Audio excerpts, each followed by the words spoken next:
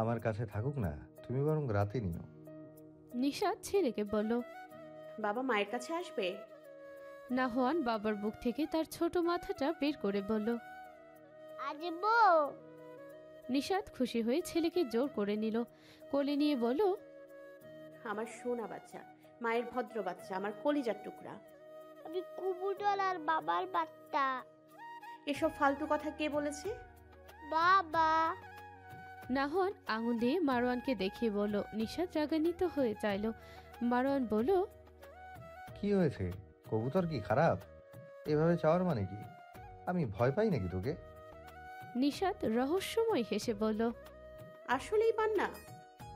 মারওয়ান মুখ কালো করে ফেলল। সেদিন ছেলেকে হাম্বা শিখিয়েছে, আজ আবার নতুন কিছু শিখাবে নাকি? লিলিপুট তাকে থ্রেড দিচ্ছে। মুখ ঘুরিয়ে উল্টো পাশে শুয়ে পড়ল। সে কথা না বাড়িয়ে, লিলিপুটের বাচ্চা পুরোটা লিলিপুটের মতো পল্টিবাজ। বাবার সব কথা মায়ের কাছে সাপ্লাই করতে হবে কেন রে? বদ। ইহাব ভূঁইয়া শাহবাজপুর গ্রামে বেশ দাপট নিয়ে চলে। যেহেতু চেয়ারম্যানের ছেলে, সে হিসেবে সে ভিন্ন রকম আচার আচরণ মনোভাবের অধিকারী। গ্রামের মানুষ তাকে এজন্য সমীহ করে।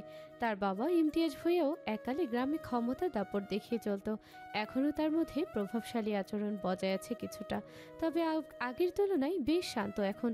গ্রামের উন্নয়নে যথাযথ কাজ করার চেষ্টা করেন, যদিও আগে বহু ফাঁকিবাজি করেছেন, কিন্তু এখন তা অতীত। বিশাল এক প্রাঙ্গণে বিরাজমান পদ্মলই নামক একটি নান্দনিক ধাঁচের বাড়ি। এর পরিসর এতটাই বিস্তৃত যে একে ঘিরে থাকা প্রকৃতি এবং স্থাপত্যের মিলন মেলা যেন এক অভূতপূর্ব দৃশ্য তৈরি করছে। পদ্মলয়ের সৌন্দর্য ও শান্তিপূর্ণ পরিবেশে হারিয়ে যেতে চাইলেও মন বলে এখানে যেন সময় থেকে থেমে গেছে। চেয়ারম্যান বাড়ি বলে কথা, চারপাশে বিভিন্ন প্রকারের দেশি বিদেশি গাছের সমন্বয়ে আচ্ছাদিত এই পদ্মালয় বাড়ি। পদ্মালয় বাড়ির গেটের উপর বিরাট দুটি কৃত্রিম পদ্মফুল বসানো। খুব শৌখিন এ বাড়ির মানুষ, সেটা বাহিরে থেকে আন্দাজ করা যায়। বাড়িটির ভিতরে প্লেটের টুংটাং আওয়াজ আর কথা চলছে। বাড়ির কর্তা ইমতিয়াজ ভূঁইয়া নিজের আদরের পুত্র ইহাব ভূঁইয়া আর কন্যা ইনাবা ভূঁইয়ার সাথে কথা বলছেন এবং খাবার খাচ্ছেন। পাশেই তার স্ত্রী উর্মি ভূঁইয়া চুপচাপ খাবার মুখে দিচ্ছেন। ইমতিয়াজ ভূঁইয়া ছেলেকে উদ্দেশ্য করে বললেন। ইহাব, তোমার বিজনেসের কি অবস্থা? ইহাব টেবিলে এক হাত ঠেকিয়ে খেতে খেতেই জবাব দিল। ব্যবসার কাজ আপাতত বন্ধ বাবা, কয়েকদিন নিজেকে সময় দিতে চাচ্ছে। দ্রুত নিজেকে রিফ্রেশ করে আবার কাজে ব্যাক করবে আশা করি। উর্মি ভূঁইয়া এতক্ষণ কথা না বলেও এবার মুখ খুললেন। হঠাৎ করে আজ কাজে ব্রেক দিলে কেন? নিজেকে তো তুমি এতকাল সময় দিয়েছ, তাহলে ঘটা করে নতুন ব্যবসার কাজ ছেড়ে নিজেকে সময় দেওয়ার কারণ? ইহাব খাবার খাওয়া থামিয়ে মায়ের দিকে চাইল। মায়ের চোখে রাগ স্পষ্ট, নিজেকে স্বাভাবিক করে বলল। এমনিতে আম্মু। উর্মি ভূঁইয়া চোখ মুখ কঠিন করে বললেন। এমনিতে নাকি কোথাও মারামারি অভার পেয়েছ? ইহাব গ্রামে যতই ক্ষমতা আর দাপট নিয়ে চলুক, মায়ের কাছে সে এখনো বাচ্চা। এ বয়সেও মা তাকে বাচ্চাদের মতো শাসন করে, চোখ রাঙায়। ইনাবা ভাইকে চুপসে যেতে দেখে কোনোই দিয়ে গুঁতো দিয়ে ফিস ফিস কণ্ঠে বলল। ব্রো, তুমি জানি কেমন নাটক সিনেমায় দেখো না, নায়ক কাউকে গণে না, সব জায়গায় পাওয়ার দেখিয়ে চলে। এমনকি বাবা মাও ভয় পায় ছেলেকে। তুমি এরকম চলতে পারো না? ইহাব নিচু কণ্ঠে বোনকে ভেঙিয়ে বলল। হাসছে, নাটক সিনেমা বলে। মা বাবার মুখের উপরে কথা বলো একটা বেয়াদবি। যদি আমি মানুষটা অতটা ভালো নই, কিন্তু মা বাবার সামনে বেয়াদবি করার মতো শিক্ষা মা আমাকে দেয়নি। আমার ক্ষমতা বাইরে, আর তাদের ক্ষমতা আমার উপর। কথার মাঝে উর্মি ভূঁইয়া ধমকে উঠে বললেন। এত কথা কেন? খাবারের মনোযোগ দাও। আর ইহাব, তোমায় কি জিজ্ঞেস করেছি? ইমতিয়াজ ভূঁইয়া এবার স্ত্রীর দিকে চাইলেন, বললেন। আহা উর্মি, ছেলেকে এত জেরা করছো কেন? খেতে দাও ওকে। উর্মি ভূঁইয়া ইমতিয়াজ ভূঁইয়ার দিকে তাকালো না পর্যন্ত, এমনকি তার কথা শোনেনি এমন ভাব করলো। ইহাব মায়ের কঠিন চাহনির দিকে চেয়ে বলল। আসলে মম, এখন আমি আপাতত একটু রিফ্রেশ চাচ্ছি, ব্যাস এতটুকুই। কথাটুকু বলেই উঠে উপরে চলে গেল ইহাব। ইনাবা আর অল্প একটু খেয়ে উঠে পড়ল। শুধু ইমতিয়াজ ভূঁইয়া আর উর্মি ভূঁইয়া রইলেন খাবারের টেবিলে। ইমতিয়াজ ভূঁইয়া তার বিপরীত দিকে বসা স্ত্রীর দিকে তাকিয়ে বললেন। আমার মূল্য তোমার জীবনে ঠিক কতখানি উর্মি? উর্মি ভূঁইয়া শক্ত হয়ে বসে থাকলেন, কোনো কথার জবাব না দিলেন আর না তাকালেন। ইমতিয়াজ ভূঁইয়া একটা দীর্ঘ নিঃশ্বাস ফেলে স্ত্রীর নিকট আসার জন্য উঠতে নিচ্ছিলেন, ঠিক তখনই শক্ত একটি কণ্ঠ ভেসে এলো তার কানে। ওখানেই থাকুন, আর এক পাও এগোবেন না। আমাকে দরদ দেখানোর কোনো প্রয়োজন নেই। আমার মূল্য আপনার জীবনে যতটুকু, ঠিক তেমনি আপনার মূল্য আমার জীবনের ততটুকু। সবার সামনে নিজের ভালো মানুষই বাদ দিন। আপনি যে কি সেটা আমি ছাড়া আর কে ভালো জানে। তাই ঢং করা বাদ দিয়ে নিজের চরকায় তেল দিয়ে বেশি খুশি হব। স্ত্রীর কঠিন বাক্যের বিপরীতে কিছু বলতে পারলেন না ইমতিয়াজ ভূঁইয়া, তবে মনে মনে ফুঁসে উঠলেন, এই তেরা মহিলাকে বিয়ে করে তার জীবনটা ছাড়খাড় হয়ে গেছে। ভেবেছিলেন একটু দরদ দেখিয়ে কথা বললে বুঝি একটু নরম স্বরে কথা বলবে এই মহিলা, কিন্তু সেই আগের মতোই খিটখিট করে উঠল তার সাথে। ইমতিয়াজ ভূঁইয়া এই মহিলাকে আর ঘাটাবে না বলে পণ করল। তাছাড়া নিজের স্বভাব বিরুদ্ধ যাওয়াটা একটা ক্রাইম, সাইকোলজিক্যাল ক্রাইম। ইহা বাইক নিয়ে নিজের আড্ডাস্থলে হাজির হলো। সেখানে আগে থেকেই তার সাঙ্গপাঙ্গ উপস্থিত ছিল। ইহাব সেখানে যাওয়া মাত্রই ইহাবের দুজন চেলা দাঁড়িয়ে গেল। বাকিরা কেউ দাঁড়ালো না, কারণ সবাই ইহাবের বন্ধু। এখানে ইহাবের মর্যাদা তাদের মতোই। এখানে কেউ লিডার নয়, তবে যে যেদিন উত্তম পরামর্শ দিতে পারবে সেই হবে সেদিনের লিডার। ইহাবের বন্ধু তালিকায় আছে সাব্বির, পল্লব, হাসান, আসিম, মুহিব। এদের সাথে তার ঘনিষ্ঠতা অনেক। তার সার্বক্ষণিক দুজন চেলা হলো শামীম ও রবিন। ইহাব নিজের জায়গায় বসে বন্ধুদের সাথে আড্ডায় মেতে উঠল। সাবির ইহাবকে উদ্দেশ্য করে বলল, কিরে, তোর আসলে পরিকল্পনা কি? তোর মতিগতি সুবিধার লাগছে না। ইদানিং তোর কি হয়েছে বলতো? কিছু লুকাচ্ছিস নাকি? ইহাব পায়ের উপর পা উঠিয়ে সানগ্লাস খুলে মাথার উপর দিল। নিঃসন্দেহে ইহাব সুদর্শন বলিষ্ঠ এক পুরুষকায়া, মুখে চাপদাড়ির আস্তরণ, মুখে গম্ভীর হাসি। সে রহস্যময় হেসে বলল, কি লুকাবো? একটা পরিকল্পনা মাথায় কিলবিল করছে বহুদিন ধরে, তবে কতটুক বাস্তবায়ন করতে পারবো জানি না। পলাশ বলল, কি পরিকল্পনা? ইহাব মাথার পিছনে হাত দিয়ে উপরের দিকে তাকিয়ে বলল, কান টানলে যেমন মাথা আসে, তেমনই একজনের কান টানার ব্যবস্থা করছে। মুহিব ভ্রু কুচকে বলল। আসিম চায় ফু দিতে দিতে বলল, ও কইব, সোজা কথা, তাহলেই হইছে। সাব্বির বলল, তোরা এত কথা বলিস কেন? ওরে কথা শেষ করতে দে। তারপর ইহাবের দিকে ভ্রু চেয়ে চাইল সাব্বির, অর্থাৎ বোঝাতে চাইল খুলে বল।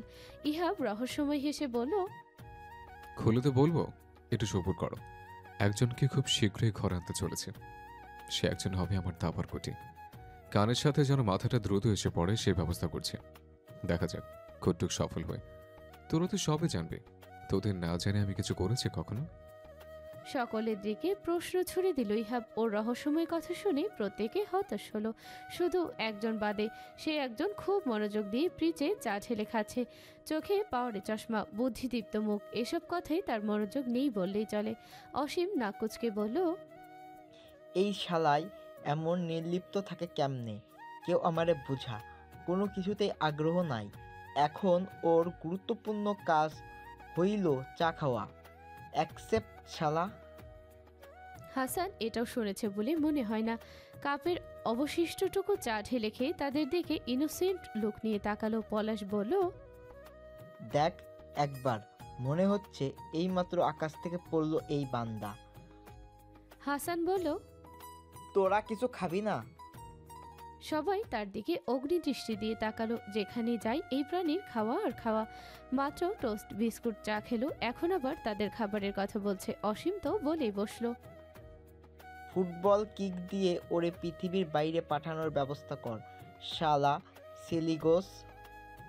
হাসান কথাটা গায়ে মাখলো বলে মনে হয় না। সে আরেকটা কেক আর স্যান্ডউইচ অর্ডার করে চুপচাপ ফোন দেখতে লাগলো। কেউ আর ওকে ঘাটালো না। ওরা সবাই ইহাবের দিকে জহুরি নজরে চাইলো, কিন্তু কিছুই উদ্ঘাটন করতে পারলো না। ইহাবও আগের মতো রহস্যময় ভঙ্গিতে হেসে তাদের দিকে তাকালো। কি পরিকল্পনা করছে সে? কারো ক্ষতি বয়ে আনবে না তো? কাল রাতে মারওয়ান পার্ট টাইম জব করে একেবারে ছেড়ে চলে এসেছে শুনি নিশাত চিৎকার চেঁচামেচি করে পুরো বাসা মাথায় তুলেছিল। বিড়িঘরটা এসে বিড়ি টেনে একেবারে ঘুমের দেশে তলিয়ে গেছে। নিশাতকে কিছু বলেওনি কেন কাজ ছেড়েছে, শুধু বলেছে কাজ ছেড়ে দিয়েছি। এত কিছু ঘটিয়ে এসে এখন পড়ে পড়ে ঘুমাচ্ছে মহাশয়। নিশাতের তার এত আরামের ঘুম সহ্য হলো না, তাকে ঠেলে উঠিয়ে বলল, এই আপনি মানুষ তো? আল্লাহ আপনাকে কোন মাটি দিয়ে বানিয়েছে? আল্লাহ একটা মানুষ এতটা অসহ্য কিভাবে হতে পারে? কাজ করবেন না তো পেট চলবে কি করে? কতদিন আপনাকে বসিয়ে বসিয়ে খাওয়াবো? মারওয়ান ঘুম ঘুম কণ্ঠে বলল, এসব পেঁচাল পাড়ার জন্য ঘুম থেকে তুলেছিস? মাথা খারাপ করার আগে এখান থেকে যা। নিশাত বলল, এই কাকে গলা উঁচিয়ে ধমকাচ্ছেন? আপনাকে আমি ভয় পাই? ভাদাম্মা বিড়ি টানা লোক কোথাকার। সারা জীবন এরকম নাটক দেখতে দেখতে অসহ্য হয়ে গেছি। সোজা সাপটা বলুন, আপনি কাজ ছেড়েছেন কেন? মারওয়ান বসা থেকে শুতে শুতে বলল, কাজ করতে আলসেমি লাগে তাই। নিশাত চোখ কপালে তুলে বলল, কাজ করতে আলসেমি লাগে মানে? সামান্য অল্প একটু সময় কাজ করেন, এতেও এত আলসেমি কেন আপনার? আল্লাহ, আমি এসব আর সহ্য করতে পারছি না। এরকম মেরুদণ্ডহীন একটা পুরুষের সাথে আমায় কেন জড়ালে মাবুদ? মারওয়ান ততক্ষণে আবারও ঘুমের দেশে পাড়ি দিয়েছে। নাহওয়ান মায়ের চিৎকারে ঘুম থেকে উঠে গিয়েছে। মায়ের চোখে পানি দেখে বাচ্চাটা ঘাবড়ে গেল। নিশাত বিছানার কোনায় গিয়ে নিজের রাগ কমানোর চেষ্টা করছে। অতিরিক্ত রাগ উঠলেই তার চোখ দিয়ে পানি বেরোয়। আজকেও ব্যতিক্রম হলো না, চোখ থেকে টপটপ করে পানি পড়ছে তার। নাহওয়ান বুকে ভর দিয়ে উঠে মায়ের কাছে গেল, মায়ের চোখের পানি মুছে বলল, মা কাঁদো কেন? বাচ্চাটারও চোখে পানি চলে এসে গেল। মাকে কাঁদতে দেখে নিশাত ছেলেকে দেখে নিজেকে সামলালো, চোখের পানি মুছে ছেলেকে জড়িয়ে ধরে বলল, এমনিতেই বাবা, চোখে কি যেন পড়েছে তাই তুমি উঠে গিয়েছো। আসো বাবা, মুখ ধুয়ে দিই। নিশাত ছেলের দুই পা দুদিকে নিয়ে কোমরে বসিয়ে কোলে নিল। বাচ্চাটা মায়ের কোলে ঘুম ঘুম চোখে শান্ত হয়ে বসলো। নিশাত নাহওয়ানকে ব্রাশ করিয়ে খাটের উপর বসিয়ে রান্নাঘরে গেল। নাহওয়ান বাবাকে ঘুমাতে দেখে বাবার বুকের উপর চড়লো, তারপর ডাকতে লাগলো, বাবা বাবা উঠো, মা কাঁদে। মা কেন কাঁদে? বাচ্চাটার অভুজ প্রশ্ন ঘুমন্ত বাবার কাছে। নাহওয়ান বাবার গা বেয়ে নিচে নামলো, আবার উঠলো। মারওয়ান ঘুম ঘুম চোখে আস্তে আস্তে বলল, এই লিলিপুটের বাচ্চাটা শান্তি দিবে না আমায়। মায়ের মতো হয়েছে, সারাক্ষণ আমার ঘুমের সাথে শত্রুতা এই ট্যাবলেটের। নাহওয়ান বাবাকে বিড়বিড় করতে দেখে মুখের কাছে কান এনে এগিয়ে দিল যেন বাবার কথা স্পষ্ট শুনতে পারে। কানে গিয়ে শুধু ট্যাবলেট কথাটুকুই শুনতে পেল, তবে আয়ত্ত করতে পারল না পুরো কথাটা। তারপর বাবাকে জিজ্ঞেস করলো, এটা কি? কিন্তু মারওয়ান ততক্ষণে ঘুমিয়ে গিয়েছে আবারও। বাচ্চাটা খাট থেকে বহু কষ্টে নেমে দৌড়ে মায়ের কাছে গেল। নিশাত ছেলের জন্য নাস্তা রেডি করছিল। বাচ্চাটা দৌড়ে এসে মায়ের পা ধরায় নিশাত ঘাবড়ে গেল কিছুটা। তারপর ছেলেকে দেখে স্বস্তি পেল, ছেলের দিকে তাকিয়ে বলল, বিছানা থেকে নেমেছো কেন? আমি তো আসলাম। মা ট্যাবলেট কি? নিশাত ছেলের কথা বুঝলো না, বলল, কি বললে? ট্যাবলেট কি? নিশাত বলল, জানি না তো। এটা কোথা থেকে শুনলে? বাবা বলেছে। তাহলে তোমার বাবাইকে জিজ্ঞেস করো ট্যাবলেট কি হবে, হয়তো তার বিড়ির কোনো নাম। ঘুমের মধ্যেও এসব বলে, ক্লাসলেস লোক কোথাকার। শেষ কথাটা বিড়বিড় করে বলল। নাহওয়ান মায়ের কাছেও কোনো সদুত্তর না পেয়ে মন খারাপ করলো। সে আবারও বাবার কাছে গেল। মারওয়ান উবু হয়ে শুয়েছিল। বাবার পিঠের উপর বসে নাহওয়ান বাবাকে জাগাতে লাগলো। অনেকক্ষণ পর মারওয়ানের ঘুম ভাঙল। ছেলেকে পিঠ থেকে নিচে নামিয়ে নিজের কোলের ভিতর নিয়ে অনবরত চুমু খেতে লাগলো। নাহওয়ান বাবার চুমুর হাত থেকে বাঁচতে হাত দিয়ে মুখ ঢেকে ফেলল। মারওয়ান তাও থামলো না, হাতের উপরেই চুমু দিতে থাকলো। নাহওয়ান শেষে বাবার কোল থেকে ছুটে বেরিয়ে আসতে নিলে মারওয়ান দিল না, বলল, আর ভাঙাবি আমার ঘুম? তোকে আজকে সারাক্ষণ চুমু খাবো রে ফাইয়াজ। বাচ্চাটা মুচড়ামুচড়ি করতে করতে বলল, ইন্না ইন্না কি? কেন জাগিয়েছিস আমায়? নাহওয়ান উঠে বসে বাবার দিকে তাকিয়ে বলল, ট্যাবলেট কি? মারওয়ান ভ্রু সোজা করে বলল, এটা আবার কি? তুমি তো বলেছ। কি বলিস? আমি এটা বলবো কেন? এই শব্দই তো নতুন শুনলাম। না, তুমি বলেছ। ধুর, এই আজগুবি শব্দ আমি বলতে যাবো কোন দুঃখে? তোর মা জানে বোধ হয়, তাকে জিজ্ঞেস কর। মা জানে না। তাহলে ওটা তো নানা বাড়ির কেউ হবে হয়তো। মারোয়ান হাসি দিয়ে গুরুত্বহীনভাবে কোনো রকম বলল। নাহন কথাটুকু শুনেই মায়ের কাছে দৌড়ে গেল। মারোয়ান ধরতে গিয়েও পারল না। এখনই বিছু সব কথা মাকে সাপ্লাই করবে। মহাবসিবতে পড়ল তো। এখন লিলিপুট এসে জিজ্ঞেস করবে তার পরিবারকে এটা বলা হলো কেন। কে জানে এই টেলবেল গাঁজাখুরির গল্প কি জন্য বলেছে সে। মা বাট্টু কাবা না। স্কুল থেকে এসে নিশাত মনমরা হয়ে শুয়েছিল। মন মেজাজ দুটোই তার খারাপ। নাহনের কথার কোনো জবাব না দিয়ে আগের মতোই শুয়ে রইল নিশাত। নাহন নিশাতের উত্তর না পেয়ে মায়ের কোলের মধ্যে ঢোকার চেষ্টা করতে লাগলো। নিশাত বিরক্ত হয়ে বলল, বিরক্ত করো না তো নাওহান, তোমার বাবার কাছে যাও। কথাটা বলে আগের ভঙ্গিতে শুয়ে থাকলো সে। মারোয়ান বিড়িটা টাকা খুঁজছে চিরুনি তল্লাশি করে, কিন্তু কোথাও পাচ্ছে না। নিশাতের কথা শুনে ঘাড় ঘুরিয়ে বিছানায় চাইলো। মারোয়ান বুঝলো পরিস্থিতি গরম, তবুও কিছু করার নেই। টাকা তো চাইতেই হবে, বিড়ি না খেলে মাথা ঠিক থাকে না তার। বিছানার দিকে এগোতে এগোতে মারোয়ান বলল, আমাকে কিছু টাকা দাও তো, পরে শোধ করে দিব। নিশাত কোনো প্রত্যুত্তর করলো না। মারোয়ান নিশাতের কোনো রেসপন্স না পেয়ে বিছানার সামনে গিয়ে তাকে হাত দিয়ে ঠেলে বলল, কথা শোনো না। নিশাতের নড়চড় নেই। নাহওয়ান অবুঝের মতো মা বাবার দিকে তাকিয়ে আছে। মারোয়ান নাহওয়ানকে বলল, বাবা তোমাকে যে খেলনা কিনে দিয়েছিলাম ওটা দিয়ে খেলো গিয়ে, আমরা একটু পর ভাত খাবো। বাচ্চাটা ঘাড়কাত করে নেমে অন্য রুমে চলে গেল। মারোয়ান নিশাতের পাশে গা ঘেঁষে বসলো। নিশাত একেবারে শক্ত কাছের মতো হয়ে আছে। মারোয়ানের তাই মনে হলো। নিশাতের হাতও ব্যাক সাইড ডলে দিতে দিতে বলল, শোনো, টাকাটা জরুরি, হাতে টাকা পেলে তোমায় দিয়ে দেবো। নিশাত কঠিন ভঙ্গিতে শুয়ে থাকলো। মারোয়ান বলল, আশ্চর্য, তোর তো ভালো কথা গায়ে লাগে না রে। এত ভালোভাবে বলছি কয়টা টাকা দে, পরে তোকে দিয়ে দিব, শুনছিস না? এমনিতে বাবার কাছে একবার চাওয়া হয়ে গেছে, না হলে তোর কাছে জীবনেও চাইতাম নাকি টাকা। কথাটা কি হলো জানা নেই, কিন্তু নিশাত মুখ বুজে কেঁদে দিল। মারোয়ান হতভম্ব হয়ে গেল। নিশাতকে সে জীবনে এরকম করে কাঁদতে দেখেনি। কেঁদেছে হয়তোবা, কিন্তু তার সামনেই প্রথম। কেননা একটা চাপা কষ্ট নিয়ে কাছে মনে হচ্ছে। মারোয়ানের কেমন যেন লাগছে। যদিও লিলিপুটের কান্নায় তার কিছু যায় আসে না, কিন্তু এভাবে কাঁদতে দেখে কেমন যেন করছে বুকটা। মারোয়ান উঠে চলে গেল। যাওয়ার আগে নাহওয়ানকে মায়ের কাছে থাকতে বলে গেল। নাহওয়ান বাবার কথা শুনে মায়ের কাছে চলে গেল। নাহওয়ান রুমে গিয়ে মাকে ডেকে বলল, মা কুড়া লাগতে বাট্টু কাকু কখন? নিশাত ছেলের কথা শুনে চোখ মুখ মুছে ফেলল। উঠে মুখ ধুয়ে ছেলেকে নিয়ে ভাত খেলো। সংসারটা তার কাছে এখন তিক্ত হয়ে উঠেছে। তার সাথেই কেন ওই ভাগ্যবানটাকে অর্থাৎ অকর্মা জুড়তে হলো। মাঝে মাঝে খুব হতাশ লাগে তার। সবকিছু ছেড়ে ছুড়ে কোথাও চলে যেতে পারত। একমাত্র আল্লাহর উপর ভরসা করে এখনো এই সংসারটা করছে, না হলে এই সংসার দুদিনও কেউ করতো না। বাচ্চাকে শুয়ে দিয়ে কিছুক্ষণ দোয়া জিকির কুরআন পাঠ করলো। নামাজ স্কুল থেকে এসে পড়েছে। আল্লাহকে ডাকা হচ্ছে সকল সমস্যার সমাধান ও মনে প্রশান্তি আনার একমাত্র মাধ্যম। তার বান্দার মনের সকল ব্যথা তিনি নিশ্চয়ই দেখেন। তার পরিত্রাণও ওই রবই করবেন। নিশাতের পূর্ণ বিশ্বাস আছে এতে। আসসালামু আলাইকুম আঙ্কেল। মাহবুব আলমের দুহাত ভর্তি বাজার।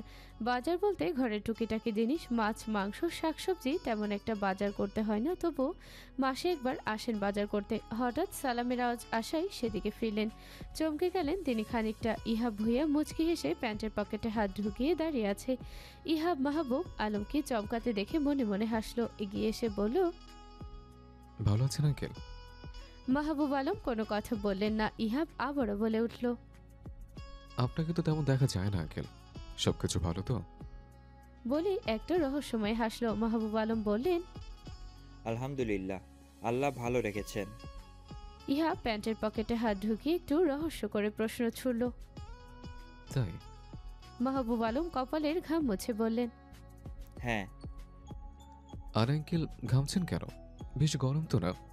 আমাকে বাজারটুকু দিন, চলুন আপনাকে এগিয়ে দিয়ে আসে। মাহবুব আলম বললেন, প্রয়োজন নেই, আমি যেতে পারবো। সেটা তো আমিও জানি আপনি পারবেন, তবুও ছেলে মনে করে দিন। মাহবুব আলম চমকের উপরে আছেন। এই ছেলের হলো কি আজ? তার সাথে এত মিষ্টি স্বরে কথা বলছে। কাহিনী তো কিছু একটা আছেই। চেয়ারম্যানের ছেলে তাকে দেখে নিজ উদ্যোগে এগিয়ে এসেছে। ব্যাপারটা অদ্ভুত না?